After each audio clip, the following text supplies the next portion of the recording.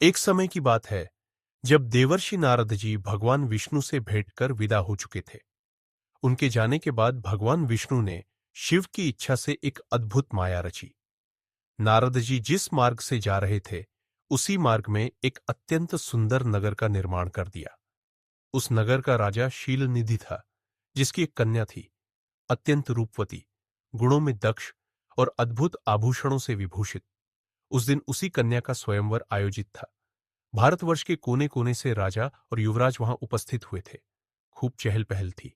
इस प्रकार नगर की शोभा को देखकर ही नारद जी तो मोहित हो गए।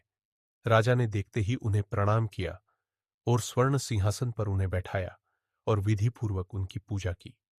फिर कन्या को बुलाकर नारद जी के चरणों में प्रणाम कराया। राजा ने कहा, हे मुनिवर, आप त्रिकालदर्शी है, कृपा करके बताइए कि मेरी कन्या को कैसा वर प्राप्त होगा। कामदेव के प्रभाव से मोहित नारद जी ने कहा, राजन, यह कन्या तो साक्षात लक्ष्मी स्वरूपा है।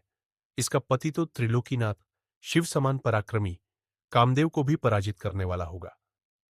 ऐसा कहकर नारद जी वहां से प्रस्थान कर गए, परंतु उनके मन में वासना और मोह जन्म ले चुका था। उनके मन में विचार हुआ, यह कन्या मुझे प्राप्त हो, पर सब राजाओं के सम्मुख स्वयंवर में भला यह मुझे क्यों वरने लगी। मेरे पास ऐसा रूप कहां जिससे वह मुझे वरेगी। उन्होंने उपाय सोचा, यदि मैं विष्णु का रूप ले लूं तो कार्य बन सकता है। ये विचार कर वे विष्णुलोक पहुंचे और बोले, प्रभु, राजा शील निधि की कन्या अति सुंदरी है, उसका स्वयंवर हो रहा है। मैं यह चाहता हूं कि उसका विवाह मेरे साथ हो।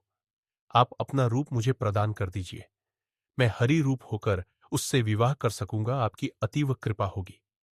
भगवान विष्णु मुस्कुराए और बोले, हे नारद, जैसे उत्तम वैद्य रोगी की इच्छा के अनुसार नहीं अपितु उसका हित सोचकर ही औषधि देता है, वैसे ही मैं तुम्हारा कल्याण करूंगा।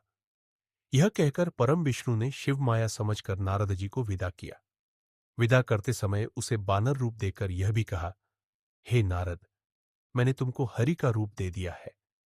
तब तो नारद जी अति प्रसन्न होते हुए अपने को परम सुंदर समझकर शीघ्रातिशीघ्र उस स्वयंवर में आ गए और उन राजाओं के मध्य में विराजमान हो गए।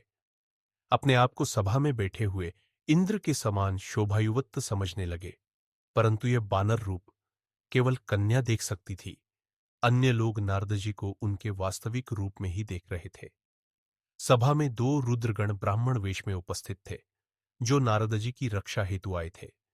वे सब भेद जानते थे और धीरे धीरे नारद जी का मजाक उड़ाने लगे। कुछ समय के अंतर्गत वह राजकुमारी हाथ में जयमाला लिए अपनी सखियों के साथ स्वयंवर में आ पहुंची। उसके हाथों में सोने की सुंदर माला थी। वह राजकुमारी लक्ष्मी के समान शोभा पा रही थी। कन्या ने जब नारद को देखा तो हैरान रह गई और उनसे विमुख हो गई। नारद जी की ओर तो वह कन्या गई भी नहीं। जब उसे अपने योग्य कोई भी नहीं दिखाई दिया तो वह अत्यंत उदास हो गई। तभी कुछ देर बाद स्वयं भगवान विष्णु वहां राजा के वेश में प्रकट हुए, किंतु विष्णु का रूप किसी को भी दिखाई नहीं देता था। केवल कन्या उन्हें देख सकी और माला उन्हें पहना दी। विष्णु कन्या को लेकर अपने लोक चले गए।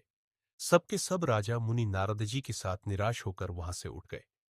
नारद जी से ब्राह्मण रूपधारी उन दोनों रुद्र गणों ने आकर कहा, हे नारद जी, आप कामदेव से मोहित हो, इसी कारण कन्या को पाने की व्यर्थ अभिलाषा में हो। आपका वानर जैसा क्रूप मुख है, जरा इसको तो देखो। सूत जी बोले। इस प्रकार समझाने पर जब नारद जी ने दर्पण में अपना मुख देखा, नारद जी के क्रोध का ठिकाना न रहा। रुद्रगणों ने जब उन्हें उनका बानर रूप दिखाया तो वे दर्पण में देखकर क्रोध से भर उठे और दोनों को शाप दे दिया। तुम दोनों ब्राह्मण होकर मेरी हंसी उड़ाते हो, अतः राक्षस बनो। रुद्रगण चुप रहे, क्योंकि वे जानते थे कि नारद जी काम मोहित हो चुके हैं। रुद्रगणों को क्रोध में आकर शाप देने के बाद नारद जी वहां से सीधे विष्णु लोक पहुंचे। वहां उन्होंने भगवान विष्णु से अत्यंत क्रोध में भरकर कहा, आगे जानने के लिए चैनल को सब्सक्राइब और लाइक करें। श्री शिवाय नमस्तुभ्य।